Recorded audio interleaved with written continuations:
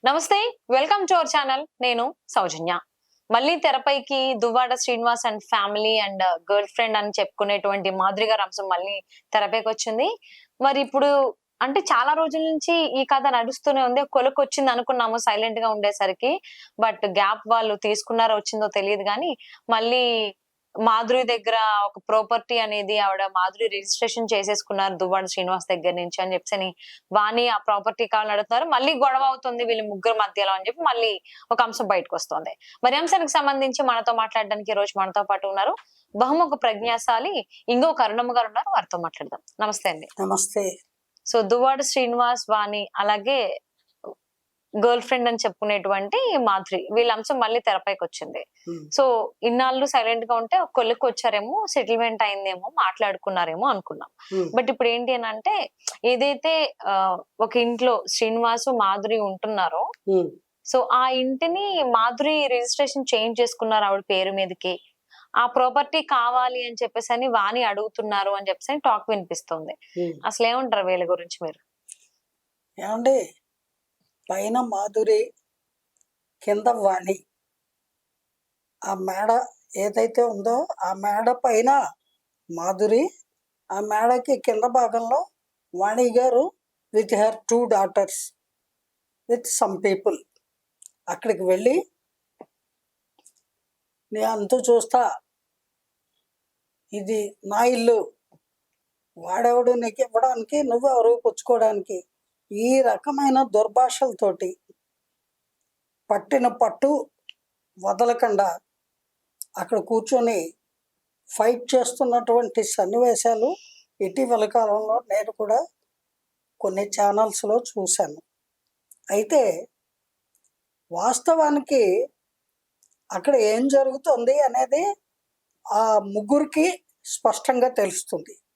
ఎక్కడో కూర్చున్న మనకి వార్తలు వినికిడి ద్వారా తెలియడమే తప్ప వాస్తవాలు ఏమిటి అనేది స్పష్టంగా తెలీదు. కాకపోతే ఈ చూస్తున్నటువంటి దృశ్యాలు, వాళ్ళు మాట్లాడుతున్న మాటలు వింటూ ఉంటే కొన్ని విషయాలు మనకి అర్థమవుతున్నాయి. మాధురి అనేటువంటి ఆవిడ శ్రీనివాస్ గారికి, దువ్వాడ శ్రీనివాస్కి కోట్ల లెక్కలోనే కొంచెం డబ్బులు సహాయం చేశాను అని చెప్పారు ఆవిడ. ఆయన కూడా ఒప్పుకున్నాడు, ఆయన కూడా చెప్పాడు ఆ విషయాన్ని. ఆ ఇల్లు కట్టే సందర్భంలోనూ అలాగే రాజకీయాల్లోనూ అతనికి కొంత ధన సహాయం చేసింది. మేబీ 2-3 crores ఐ థింక్, ఎగ్జాక్ట్గా మనకి ఫిగర్ తెలీదు. అయితే కోట్లలో ఆవిడ ధన సహాయం చేసినప్పుడు ఆవిడ తన సొమ్ము తిరిగి అడిగింది, నా డబ్బులు నాకు ఇచ్చేయండి, మీ భార్యాభర్తల గొడవ మధ్యలో నన్ను ఆవిడ అవమానపరుస్తోంది, నన్ను మీరు ఉంచుకున్నారని, నన్ను తీసుకొచ్చి ఇంట్లో ఉంచారని, నాతోనే మీరు కాపురం చేస్తున్నారని, ఇలా రకరకాలుగా దుర్భాషలు ఆడటము, నిందించడము, ఇదేమీ బాగాలేదు అని ఆవిడ మాట్లాడటము గతంలో. ఆ తర్వాత ఆమె ఆత్మహత్య ప్రయత్నం కూడా చేయడము.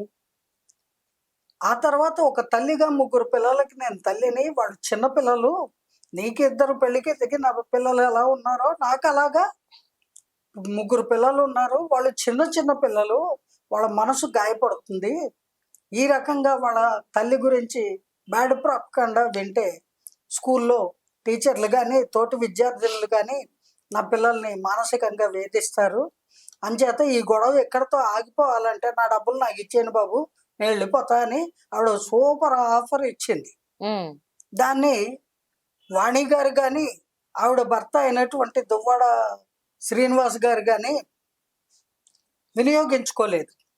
వినియోగించుకోకుండా మోరోవర్ ఏమని చెప్పారు, ఎస్ నేను ఆవిడతోనే ఉంటా, నువ్వు పెట్టే నరక బాధలు నేను భరించలేను, నాకు ఆవిడ స్నేహమే కావాలి, నువ్వు ఎంత మొత్తుకున్నా సరే ఆవిడ ఈ ఇంట్లోనే ఉంటుంది, ఈ ఇల్లు కట్టడానికి ఆవిడ ధన సహాయం చేసింది, ఇప్పుడు తిరిగి ఇచ్చే స్థితిలో నేను లేను, అందుకని ఆవిడకి ఆ ఇంట్లో ఉండే హక్కు ఉంది, ఆవిడ అక్కడే ఉంటారు, నేను కూడా ఒక స్నేహితుడిగా అక్కడే ఉంటాను, ఏం చేసుకుంటావో చేసుకో అనేసి ఆయన ఎదురు తిరగడము మనందరము చూసాం న్యూస్ లో. ఉమ్, ఇప్పుడు లేటెస్ట్ గా ఏమిటి అంటే ఆ ఇల్లు ఆ డబ్బు తిరిగి ఇవ్వలేను అన్నాడు కాబట్టి ఆ ఇల్లు తన పేరు మీద ఆవిడ రిజిస్టర్ చేయించుకుందని ఉమ్, ఆవిడ చెప్తోంది. అలాగే ఆ ఇంటి మీద ఏ హక్కు లేదు నీకు, అలాగే నీ భర్త ఇక్కడ లేడు, ఆయన్ని ఎక్కడో తిరుగుతున్నాడో వెళ్ళి వెతికి పట్టుకొని ఆయనతో పోరాడండి. మీ పోరాటం నాతో కాదు. నేను డబ్బులు ఇచ్చాను, తిరిగి నాకు డబ్బులు ఇవ్వాల, దానికి బదులుగా ఈ ఇల్లు ఇచ్చాడు, ఇంకా కూడా మరికొన్ని లక్షలు బాకీ ఉన్నారు. ఉమ్, ఈ ఇల్లు 1,38,00,000 1,40,00,000 వర్త్, ఇంకా డబ్బు నాకు అతను ఇవ్వవలసి ఉన్నాడు. అంచేత పిచ్చి పిచ్చి గొడవలు పెట్టుకోకు నాతో, బయటికి పో అని చెప్పి పైనుంచి ఆవిడ, కింద నుంచి ఈవిడ ఎలా వెళ్ళవో చూస్తా నేను ఉమ్, అని తల్లి కూతుళ్ళు జనాల్ని తీసుకొని వచ్చి నానా రచ్చ చేస్తున్నారు. ఏమండి, ఇది కాదు వారు చేసే పద్ధతి. దువ్వాడ శ్రీనివాస్ గారు ఎవరైతే ఉన్నారో ఆయన వచ్చి సమాధానం చెప్పాలి తన భార్యకి. ఉమ్, అలాగే మాధురికి కూడా అతను జవాబుదారి.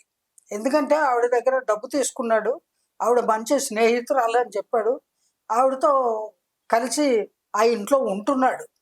అందువల్ల ఆవిడని కూడా ఈ రకంగా తరచూ వేధిస్తూ ఉంటే భరించవలసిన అవసరము దివ్యల మాధురి గారికి లేదు.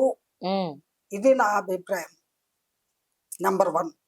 అయితే ఈవిడ పెళ్ళైన స్త్రీ కదా వాణి గారు, అవును, భర్త మీద సర్వ హక్కులు ఉంటాయి కదా, భర్తతో పోరాడు నువ్వు.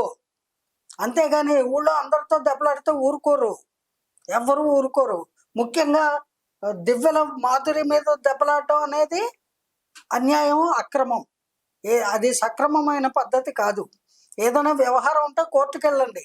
మీ భర్త నుంచి మీకు రావాల్సిన ఆస్తులు, హక్కులు ఏమున్నాయో కోర్టు ద్వారా పోరాడి సాధించుకోండి. ఉమ్, అంతేగాని ఆ ఒంటరి మహిళ మీద మీరు ఈ రకంగా దౌర్జన్యం చేయడం కరెక్ట్ కాదు. ఇది వాణి గారు తెలుసుకుంటే మంచిది. అలాగే ఆ దువ్వాడ గారు కూడా సాధ్యమైనంత త్వరగా తన భార్యకి తను సమాధానం చెప్పాలి. అంతేగాని ఈవిడ ఇలా అటాక్ చేస్తూ ఉంటే ఆయన ఎటో పారిపోయి ఎక్కడో దాక్కొని ఆవిడ లేని సమయాల్లో మాధురి దగ్గరికి ఇంటికి వస్తూ ఉండడం అది కరెక్ట్ కాదని నాకు అనిపిస్తుంది. సో మరి దువ్వాడ శ్రీనివాస్ దంపతులది అలాగే దివ్యల మాధురి అంశం ఏదైతే ఉందో అతి త్వరలోనే ఒక కొలిక్ రావాలని చెప్పి ఆశిద్దామండి. రావాలండి. రాకపోతే పాపం ఆ అమ్మాయి డబ్బు పోయి శని పట్టింది అన్నట్టు డబ్బులు ఇచ్చింది, తన ఇల్లు తను కొనుక్కున్నట్టు అయింది. అవును, దాని మీద ఇంకెవరో వచ్చి గొడవ చేస్తూ ఉంటే ఆవిడ భరించాల్సిన అవసరం లేదు. అవును. సో వాణి కూడా ముందు డివోర్స్ అన్నారు, మళ్ళీ ఏమైందో డివోర్స్ కి డ్రాప్ అయ్యారు. మొత్తం ఆస్తి అంతా కూడా ఇవ్వడానికి శ్రీనివాస్ గారు రెడీ అయ్యారు, బట్ ఏమైందో తెలీదు. మళ్ళీ డివోర్స్ విషయంలో అయితే వాణి వెనకడుగు వేశారని వినిపించింది ఒకనొక టైంలో. ఇంకా అదే స్టాండ్ మీద వాణి గారు ఉన్నారా, లేకపోతే మళ్ళీ కలిసి ఉందా అంటున్నారు, ఇంకా తెలీదు. ఆ విషయాలు బయటకు చెప్పట్లేదండి. ఎంతసేపు ఈ అమ్మాయి మీదకి యుద్ధం ప్రకటిస్తున్నారు, అది కరెక్ట్ కాదు. ఈ విషయంలో ఆ దువ్వాడ సీన్ గారు సైలెంట్ గా ఉండటం మర్యాదగా లేదు. ఆయన ఏదో ఒక సమాధానం చెప్పి భార్యని, పిల్లల్ని వాళ్ళకి చెందవలసినవి వాళ్ళకి అందవలసినవి వాళ్ళకి అందజేసి వాళ్ళతో కలిసి ఉంటాడో విడిపోతాడో కోర్టు ద్వారా ఏదో ఒకటి సత్వరమైన నిర్ణయం తీసుకోవడం అనేది ఇరు పక్షాల వారికి కూడా శ్రేయస్కరం.